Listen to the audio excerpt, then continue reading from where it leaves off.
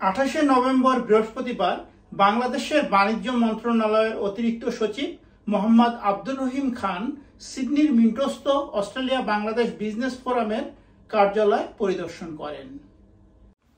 তিনি দুপুর 12:30টায় Australia Bangladesh business ফোরামের কার্যালয়ে এসে পৌঁছলে সংগঠনের সভাপতি আব্দুল খান রতন, কার্যকরী ও উপদেষ্টা পরিষদের সদস্যরা তাকে স্বাগত জানান। সংগঠনের সভাপতি আব্দুল খান রতনের সভাপতিত্বে এক বৈঠকে অতিরিক্ত সচিব মোহাম্মদ আব্দুর রহিম খান অস্ট্রেলিয়া ও বাংলাদেশের মধ্যে বাণিজ্যিক সম্পর্ক আরও জোরদার করতে বাণিজ্য মন্ত্রণালয় থেকে সার্বিক সহযোগিতা প্রদানেরও আশ্বাস দেন।